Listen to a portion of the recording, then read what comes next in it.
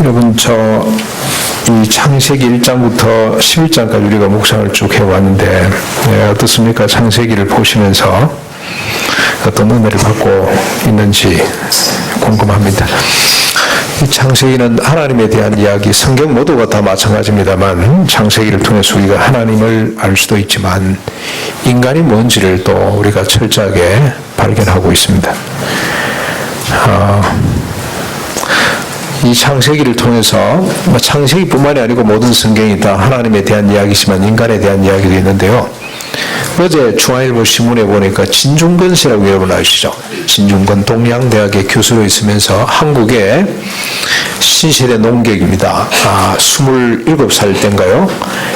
미학 오디세이를 써서 충격을 주었던 그런 사람이기도 합니다. 이분이 실력으로 따지면 더 다른 학교도 갈 수 있겠지만 좀 자유분방하기 때문에 지금 저 시골 대학의 교수라는 이름을 갖고 있지만 실제로 한국에 어떻게 보면 여론을 이끌어가는 여러분 중에 한 분인데요. 이용준 씨입니까? 나의 문화 답사기인가 써서 베스트셀러가 되고 지금 100만 작가가 된 이분하고 같이 인터뷰한 장면인데 어떻게 해서 당신은 그런 상상력과 아이디어와 그런 철학, 그 정신을 어디서부터 배웠냐? 당신에게 영향을 끼친 책이 뭐냐라고 하는 질문에 이분이 첫 번째 답이 뭐냐면 성경입니다. 성경. 나는 성경을 통해서 인간을 배우고 역사를 발견했고 성경을 통해서 내 철학적 상상을 키워왔다. 그러니까 또 인터뷰한 사람이 성경 말고 또 한 건 한번 또 이야기해보라 하니까 파우스트를 들더라고. 파우스트. 저는 이분의 이야기에 전적으로 동의합니다. 여러분 성경을 잘 들여다보시면 하나님도 보이고 인간도 보입니다. 창세기 11장까지에 나타난 하나님과 인간은 별개에 이렇게 떨어져 있는 것이 아니고 마치 하나로 이렇게 나타납니다. 헨리 나우엔의 이 돌아온 탕자의 그림, 그 그림이 이번에 우리 안정익 목사님이 또 책을 하나 썼습니다. 아람브란트에 관한 책을 썼는데 아마 이 이야기가 많은 지면을 할애할 거라는 생각이 듭니다. 거기에 나오는 아버지 같고 아들 같다는 생각도 들고요. 또 어떻게 보면은 태어나서 그런 말을 시작한 아이가 아무것도 모르고 앞으로 쏟아져 달려가는데 뒤에 어머니가 그냥 손을 펴들고 그 아이를 잡으려고 뒤에 보호하려고 따라가는 어머니 모습 같기도 하다. 인간은 이런 어린애가 아무것도 모르고 쏟아져가는 아이라면 하나님은 그 아이를 보호하기 위해서 뒤쫓아가는 어머니의 그 자비로움, 어머니의 무한한 사랑, 하나님을 어머니다 빗대서 죄송합니다만 헨리 나인도 아버지의 모습, 헨리 나인의 이 람브란트의 그림을 보면은 누더기를 입고 이렇게 굴 앉아 있는 아들을 이렇게 아버지가 손을 잡고 끌어안고 있잖아요. 오른손은 끌어안는 손이라면 왼손은 어루만지는 어머니의 손, 오른손은 아버지 손이라면 왼손은 자유로운 어머니 손 같은 이 부모님의 모습이 동시에 나타나는 분이 하나님이다 라고 묘사를 했는데 동의할 만하다는 생각이 듭니다. 아무튼 이 창세기를 통해서 우리는 사람도 하나님도 보았으면 좋겠습니다. 오늘 본문을 중심으로 인간이 어떤 존재인지 어떤 모습인지 또 하나님은 어떤 분인지를 한번 살펴보기를 바랍니다. 18절 19절에 방주에서 나온 노아의 아들들은 셈과 함과 야벳이며 함은 가나안의 아버지라. 노아의 이 세 아들로부터 사람들이 온 땅에 퍼지니라. 하나님이 또 한 번 은혜를 베푸셨구나. 홍수로 말미암아 진멸당할 수밖에 없었던 인간에게 다시 한 번 하나님이 기회를 주셨구나.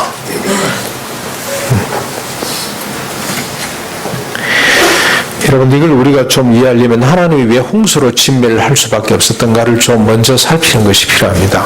하나님은 가인 대신에 아담과 하와에게 셋을 주셨습니다. 가인이 아벨을 죽였습니다. 하나님이 그걸로 끝내버리시는 것이 아니고 셋이란 아들을 다시 주었어요. 4장 25절에 보면은 하나님이 내게 가인이 죽인 아벨 대신에 다른 씨를 주셨다라고 아담이 그렇게 고백을 합니다. 하나님이 다른 씨를 주셨다. 왜 이렇게 셋을 또 주셨는가? 가인 여러분 보십시오. 이러고 있으면 되겠습니까? 그래도 하나님께서 인간을 향한 은혜와 사랑과 복을 이어가기 위해 셋이란 아들을 또 주셨어요. 여러분 잘 들어보십시오.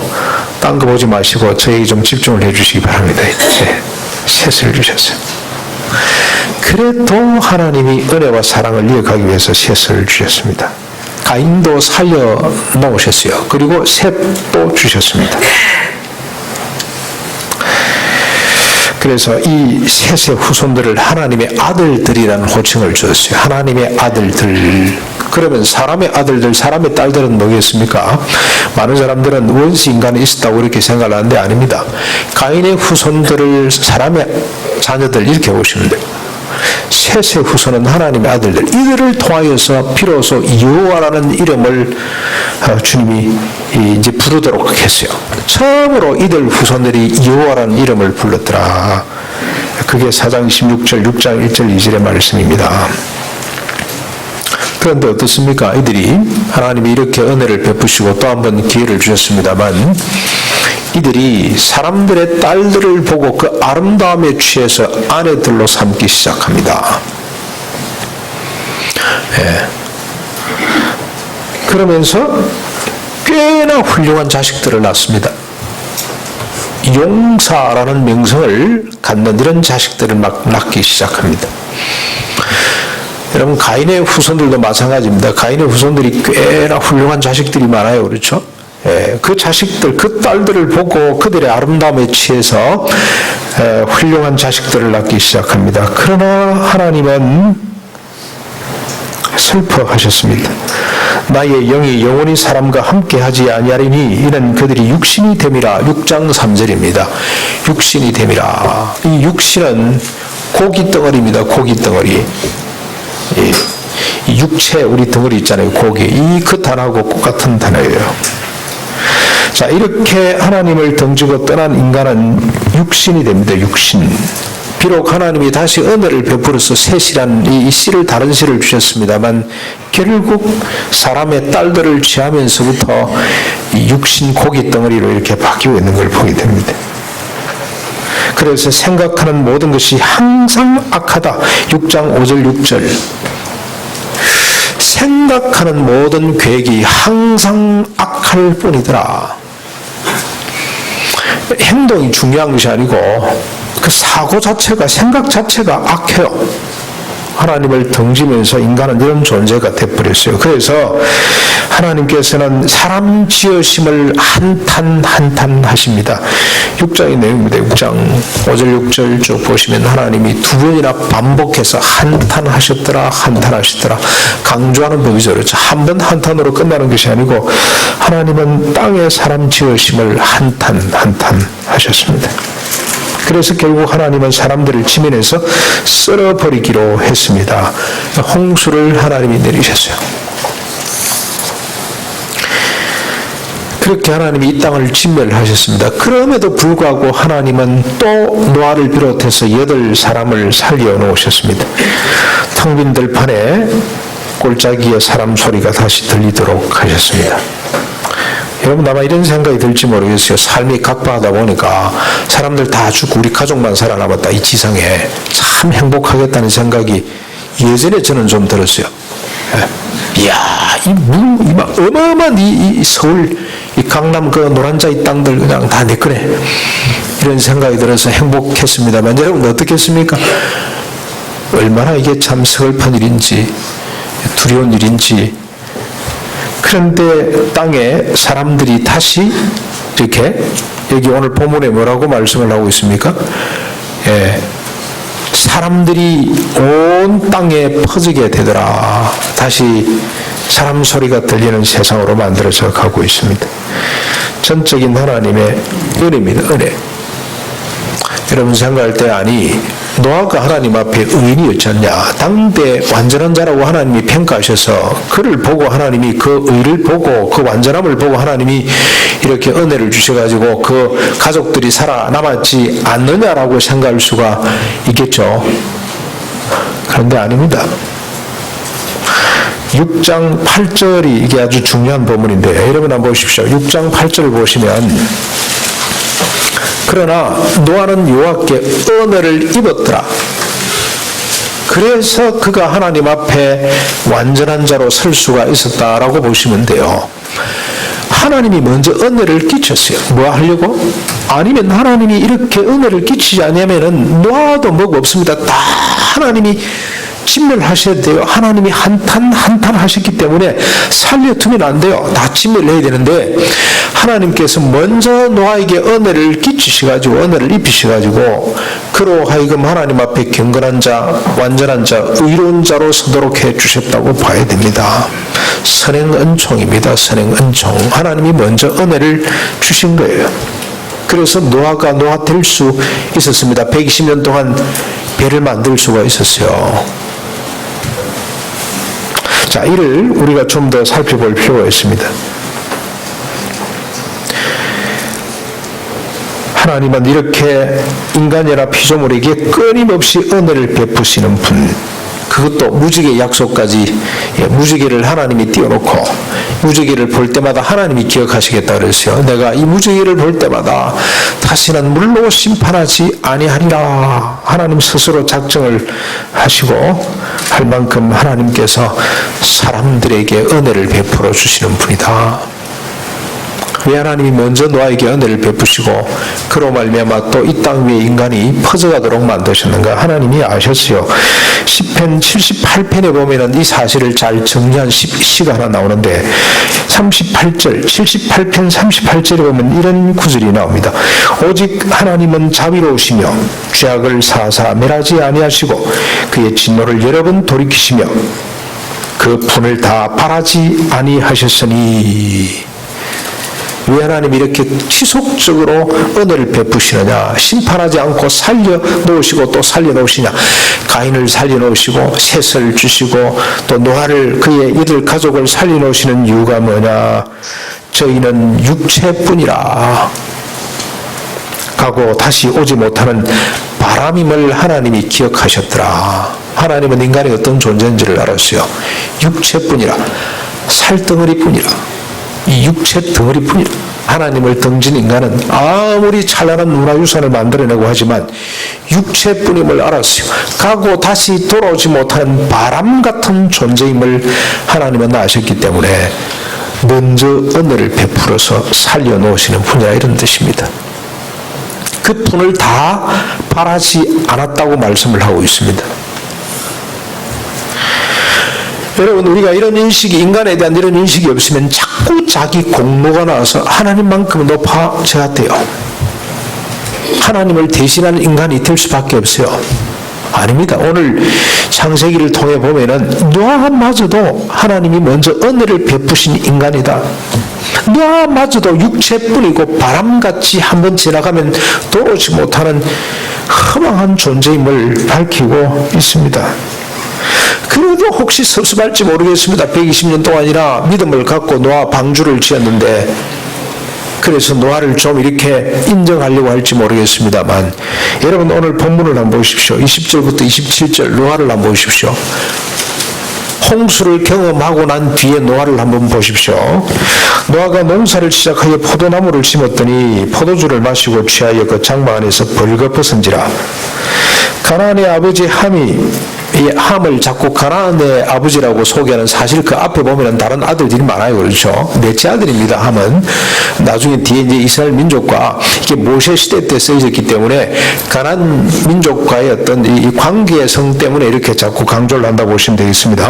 아무튼 가나안의 아버지 함이 그의 아버지 하체를 보고 밖으로 나가서 그의 두 형제에게 알림에 셈과 야벳이 옷을 가져다가 자기들의 어깨에 메고 뒷걸음쳐 들어가서 그들의 아버지 하체를 덮었으며 그들이 얼굴을 돌이키고 그들의 아버지 하체를 보지 아니하였더라. 이해가 다 되시죠? 노아가 술이 껴, 자, 여기까지는 이해가 됩니다. 그렇죠? 근데 그 다음부터 한번 보십시오. 노아가 술이 껴 그의 작은 아들이 자기에게 행한 일을 알고 이에 이르되 가나안은 저주를 받아 그의 형제의 종들의 종이 되기를 원하노라 하고 또 이르되 셈의 하나님 여호와를 찬송하리로다. 가나안은 셈의 종이 되고 하나님이 야벳을 창대하게 하사 셈의 장막에 거하게 하시고 가나안은 그의 종이 되게 하시기를 원하노라 하였더라. 이해하기 힘든 부분입니다. 함이 나가서 아버지가 술 취해 벌거벗고 누운 것을 보고 가서 무슨 특별한 거 했다고 기록되어 있지 않고 말했더라 형들에게 알렸어요. 아버지가 이러고 있다. 그랬더니 형들이 물었겠죠. 진짜 벌거벗고 누워 계시더냐. 그렇다. 그랬더니 형하고 동생이 어깨에 이렇게 옷을 걸머쥐고는 뒷걸음질을 가서 덮어놓고 그대로 나온 거죠. 아버지의 부끄러움을 보지 않기 위해서. 그랬다고 함에게는 저주를 끌어붙고 종이 될지어다. 자기에게 옷 덮은 두 아들에게는 복의 근원이 될지어다. 이러면 안 되잖아요. 이건 아니잖아요. 아버지가 돼서 어떻게 그럴 수가 있어요? 정상적인 아버지라면 어떻게 되겠습니까? 정신이 제대로 서 있는 아버지라면 어떻게 해야 됩니까? 함을 불러다가 야야 내가 실수했구나 미안하다 니도 나이 먹어봐라 나처럼. 그러면은 함은 또 뭐라 그랬겠습니까? 아버지 죄송해요. 앞으로 제가 아버님 지켜드리겠습니다. 술 좀 그만 드시고 술 들 일이 있으면 아버지에게 말씀하십시오. 그렇게 돼야 될 거 아닙니까? 그렇죠? 그게 정상이죠. 그래서 똑같이 피하지 말고 똑같이 보을 주고 그래 알았다. 이게 정상일 것 같은데 좀 자기 수치를 보고 밖에 나와서 이야기한 그 정보를 알려준 건데 좀 비난기가 있었겠죠. 아이고 아버지 골치 아프게 말해. 지금 들어오는 거에서 한번 가봐. 아이고 이렇게 좀 원망을 했겠죠. 그런다고 해서 종이 될지어다. 그러면 안 됩니다. 좀 비정상이에요. 근데 또 하나 우리가 상상할 수 있습니다. 이게 성경에 기록은 안 되어 있습니다만 충분히 아버지가 이 사건 이전에 이미 함과 아버지 사이는 갈등이 많았다는 걸, 또 두 형제들과 사이에는 갈등이 있었다는 걸 얼마든지 짐작할 수가 있습니다. 실제로 보면은 여러분 아버지가 이렇게 함에게 저주를 했는데 함의 후손들 보면 훌륭해요. 셈과 야벳 이 형과 동생은 별 볼 일 없어요. 그냥 그렇게 순탄하게 살아가는 것 같은데 이 함의 후손은 마치 가인의 후손들처럼 대단한 사람이 나오기 시작합니다. 니므롯 같은 용감한 사냥꾼이 나왔어요. 그래서 어떤 속담이 만들어지냐면은 아무개는 여호와 앞에 니므롯 같은 용감한 사냥꾼이더라. 이런 속담이 만들어질 만큼 그 후손들이 아주 대단합니다. 여러 지역의 큰 성읍을 건축하는 사람들이 나타납니다. 여러분 여기 사냥꾼은 지금으로 치면 뭐라고 이해를 하면 되겠습니까? 지금은 사냥꾼이 많은 사람들이죠. 밖에 나가서 가족들의 먹거리를 해결해 오는 사람이라, 돈 벌어 오는 사람이라. 지금으로 치면은 누구 같습니까? 빌 게이츠 같은 사람이라고 보시면 돼요. 당대 세계 최고의 부호 빌 게이츠 같은 아들이 이 함의 후손들 가운데 나온단 말이죠. 도시를 건설합니다. 큰 성읍들을 계속해서 건설해가는 사람들이 나타나기 시작했습니다. 그래서 이걸 보면은 함은 평소에 아버지하고 이런 논쟁을 많이 했겠다는 생각이 들어요. 이 노아는 늙은 나이 600세 때 홍수를 경험을 했기 때문에 인생이라는 것은 하나님 앞에 경건하게 사는 것이 중요하다. 하나님을 경외하고 늘 우리가 이런 자세로 살자. 그런데 함은 어떻습니까? 과거에 가인의 후손들의 영광을 봤잖아요. 인간의 찬란한 문명을 기억을 하면서 아버지 언제까지 우리가 이렇게 살아야 돼요? 그리고 이미 그 기질적으로 그 다음에 이미 유전자적으로 이 후손들 보십시오. 아주 대단한 진취적이고 아주 성취적이고 아주 미래지향적이고 도전적인 이런 성품을 가진 사람이라고 볼 수가 있어요. 그러니까 자꾸 충돌이 났겠죠. 그런데 형하고 동생은 자꾸 아버지 편을 들고 막 이랬던 갈등들이 있었다고 얼마든지 우리가 상상해 볼 수가 있습니다. 아무튼 이런저런 어떤 원인이든지 간에 부모가 자식을 저주해서는 안 되는 거죠. 자식이 부모를 비난해서는 안 되죠.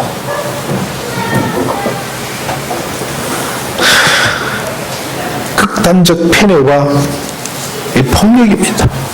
아버지가 자기 마음에 들지 않는다고 이게 무슨 하나님 앞에 아무리 경건하게 살아도 자식한테 이렇게 저주를 퍼부어서는 안 됩니다.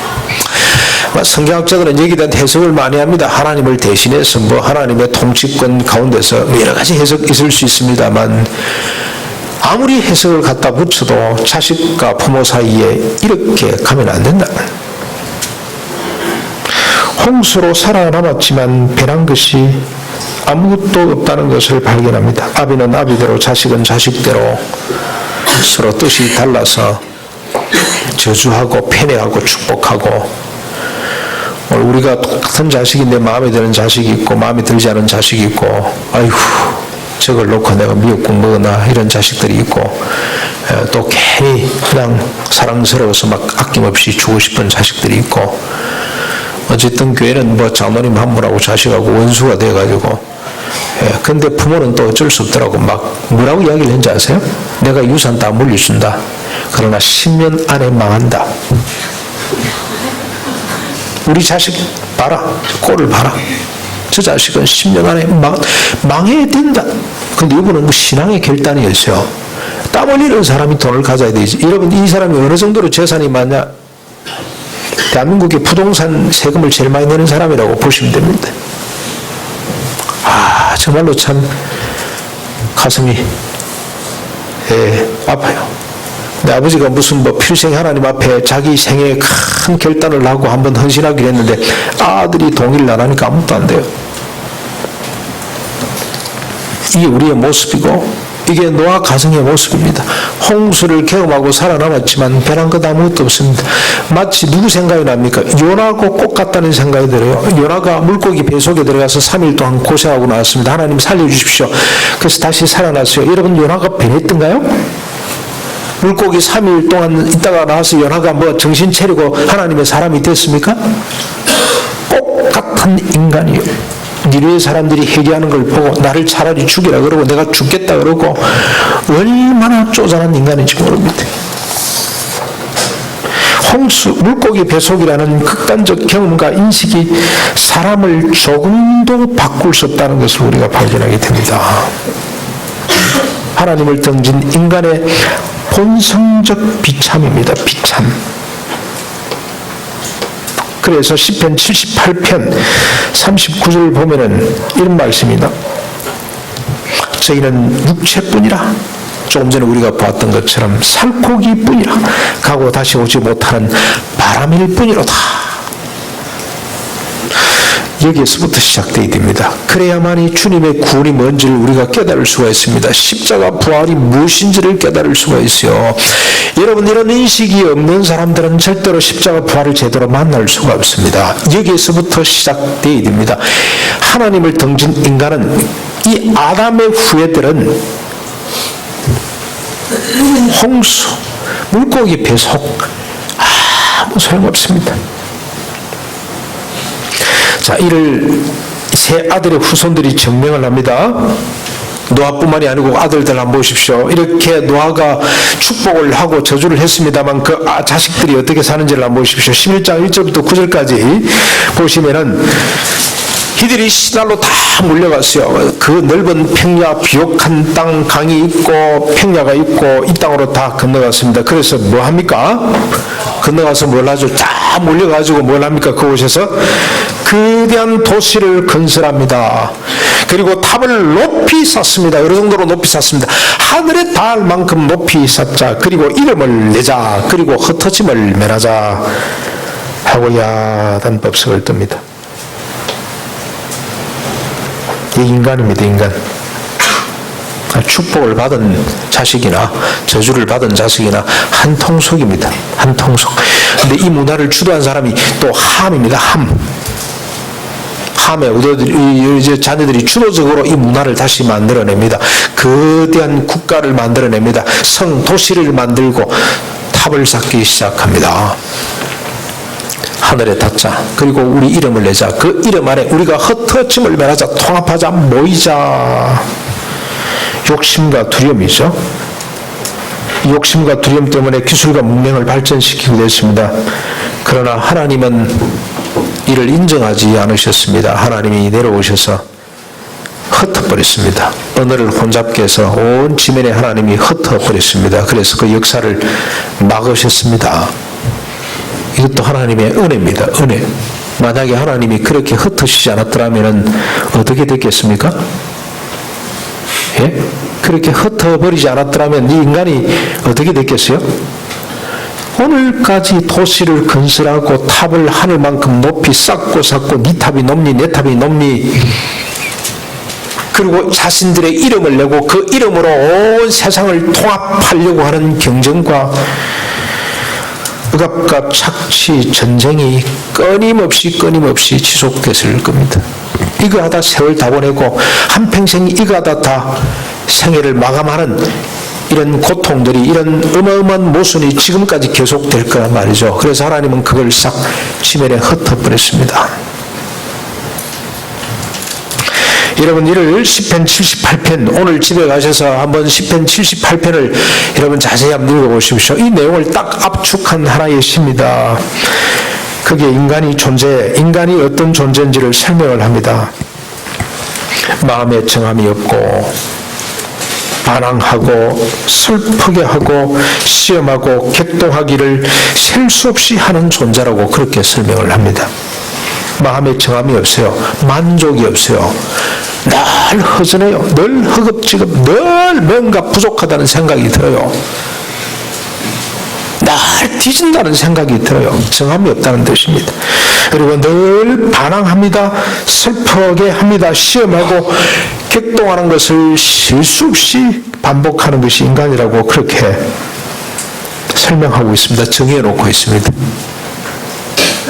네, 여러분 어떻습니까? 이런 인간에게는 딱 한 가지 방법밖에 길이 없습니다. 이 인간의 고통, 이 인간의 실존을 여러분 잠재우고 이걸 해결하는 길은 딱 하나입니다. 하나. 뭐겠습니까? 죽음밖에는 없어요. 죽는 것 외에는 이 길, 이 버릇을, 이 인간의 모습을 이건 해결할 길이 없습니다. 여러분, 죽음이 대단한 겁니다. 정말로 필요한 겁니다. 만약 우리가 죽어서 육신이 썩지 않고 있다면은 얼마나 이 세상이 골치 아픈 세상이 되겠습니까? 죽고 썩어 문드러져 없어지기 때문에 자꾸 또 늘 우리가 이렇게 새로운 걸 경험하게 됩니다만, 죽음을 가인의 후손들, 그 다음에 함의 후손들은 죽음을 별로 달갑게 그렇게 생각을 안 합니다. 그러나 여러분 노아는 보십시오. 350년 동안 더 살다가 600년의 홍수를 경험하고 350년 더 살다가 950세에 죽었더라. 죽음입니다. 죽음만이 유일한 해결책입니다. 그런데 하나님께서는 이 백성들을 죽이지 않습니다. 살려놓으셨습니다. 지면에 흙고 그냥 말았습니다. 왜 그렇게 하시는가? 여러분, 우리가 11장 보다가 갑자기 뚝 끊어져가지고 매일 성경이 어디로 건너갔습니까? 마태복음으로 건너갔어요. 마태복음. 이게 저는 편집한 사람이 알고 했는지 아니면 모르겠는지 잘 모르겠습니다만, 근데 이게 알든 모르든 여러분 성경 66권은 어디를 읽다가 뚝 잘라가지고 어디 갖다 붙여놓고 이게 서로 연결이 된다니까요. 우리가 11절까지 몇 절까지 읽었습니까? 11장 9절까지 봤죠? 9절까지 보고 그 다음에 10절부터 32절까지 이게 생략이 됐는데, 이게 뭐냐면 아브라함의 조상들, 아브라함의 족보를 쭉 이야기하고 난 뒤에 마태복음으로 건너갔는데, 마태복음에는 누구 이야기부터 시작됩니까? 예수 그리스도의 족보 이야기인데, 그 족보가 누구부터 연결되냐면 아브라함으로부터 연결이 돼요.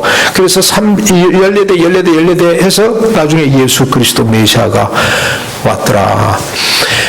진멸당할 수밖에 없는, 진멸당해야 되는 인간을 주님께서 살려놓으신 이유가 뭐냐? 이유가 하나님이 이 땅에 오셔서 스스로 죽기로 작정을 했어요. 자기가 죽기로 작정을 했어요.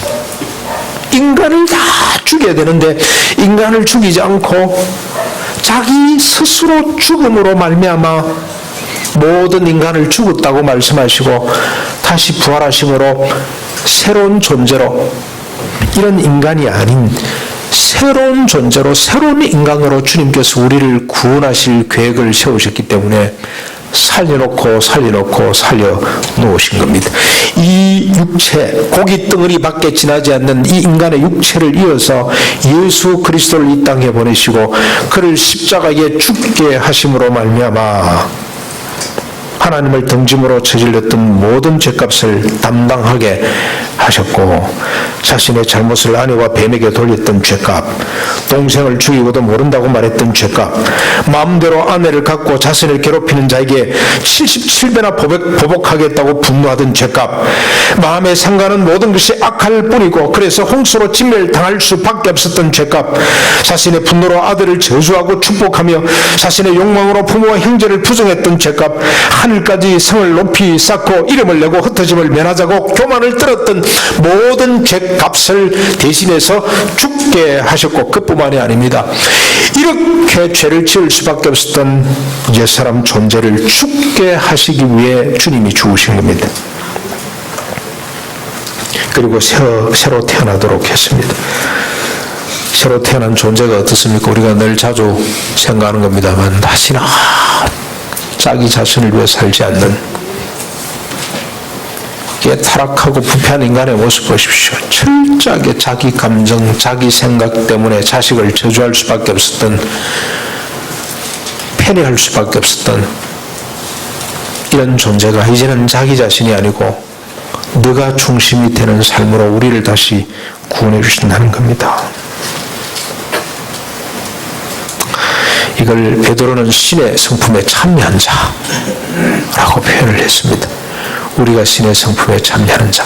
그래서 그분의 본성인 생명과 경건에 속한 모든 것을 얻게 되어서 궁극적으로 자기를 부정하는 사랑의 사람으로 우리를 거듭나게 하신 이 비밀을 이렇게 밝혀놓고 있습니다. 이 하나님의 이 계획 때문에 백성들에게 끊임없이 은혜를 베풀어 주셨습니다. 이것이 하나님께서 우리를 부르신 소망이고, 이것이 우리를 그의 기업으로 삼으신 하나님의 영광의 풍성이고, 이것이 우리 안에서 역사하시는 하나님의 강력한 능력입니다. 사랑하는 성도 여러분, 우리가 육체며 바람이었음을 인정해야 됩니다. 우리가 원래 육체가 고깃덩어리에 지나지 않았던 사람이다. 그리고 바람처럼 한번 지나가면 다시 돌아옴이 없는 허망하는 존재였다. 그러나 이제는 육체는 육체로 돼 성령님이 함께 하시는 육체, 바람은 바람이로 돼 성령의 바람임을 인정하셔야 됩니다. 믿어야 됩니다. 예수 그리스도 십자가 부활로 말미암아 우리를 이렇게 만들어 놓으셨다는 사실을 받아들여야 됩니다. 믿어야 됩니다. 단지 돌아온 탕자로 만족하시지 말고, 탕자는 어떻습니까? 비록 하나님께, 아버지께 돌아왔더니 아버지의 모든 것이 자기 것이 됐습니다. 자기도 아버지처럼 되어야 됩니다. 탕자가 아버지처럼 되는 것이 아버지의 목적입니다. 종으로 있으면 안 돼요. 아버지처럼 되어야 되는 것처럼 오늘 우리도 신의 성품에 참여한 자로 주님께서 우리를 회복해 주셨다는 사실을 믿어야 됩니다. 그래서 육체의 바람을 벗어버리고 성부, 성자, 성령의 본성에 참여하는 자로 살아야 됩니다. 이번 한 주간 동안 이 말씀을 어떻게 우리가 한번 적용해 볼 수 있으면 좋을까? 우리가 신의 성품에 참여한, 본성에 참여한 자로서 자식에게 한번 이야기하십시다. 미안하다. 내가 잘못됐다. 부모에게 또 한마디 하십시다. 아니요, 제가 잘못됐습니다. 제가 잘하겠습니다.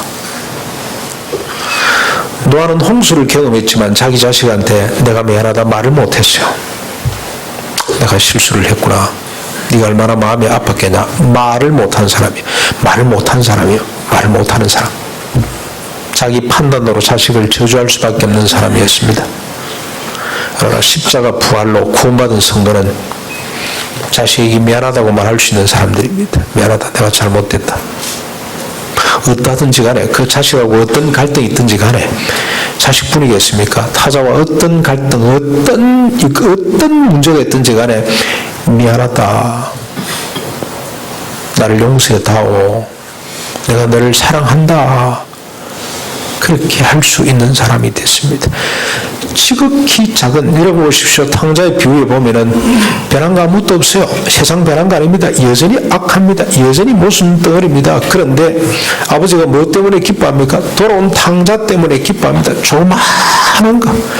그것 때문에 온 세상을 얻은 것처럼 기뻐하는 아버지의 마음을 가져야 됩니다. 우리는 기뻐할 줄을 몰라요. 늘 원망하고 불평하고 따지기를 좋아하고 유리조각처럼 뼈조각에 찌르기를 좋아합니다. 그러나 이제부터는 구원받은 성도들은 감사할 줄 알아야 됩니다. 기뻐할 지극히 작은 것도 세상을 얻은 것처럼 기뻐하는 이런 말을 할 수 있어야 됩니다. 고맙다, 감사하다, 감사하다, 은혜 받았다, 은혜 받았다. 여러분, 왜 그렇게 그게 힘듭니까? 목사 설교하고 나면은 좀 은혜 받은 부분이 있으면 은혜 받았다고 말을 하면 얼마나 좋습니까? 아무도 그런 말을 안 해요. 수고했습니다. 이런 소리는 잘해요. 왜 그 말 못합니까? 남들에게 친절을 받고 사랑을 받았습니다. 그러면 왜 고맙다는 말을 못해요? 원래 인간은 살덩어리들은 고맙다는 말을 못해요. 감사하다 말 못해요. 칭찬할 줄 몰라요. 선물할 줄 몰라요. 감사의 표시를 잘 못해요. 근데 예수 그리스도로 말미암아 십자가로 부활을 경험한 사람은 이제는 고맙다. 입만 열면은 고맙다. 감사하다. 이게 신의 성품의 모습이고 이게 하나님께서 우리를 부르심의 소망입니다. 이런 말을 회복할 수 있는 저와 여러분이 되시기를 주님의 이름으로 축원합니다. 같이 말씀을 생각하면서 잠시 한번 기도하는 시간을 갖겠습니다.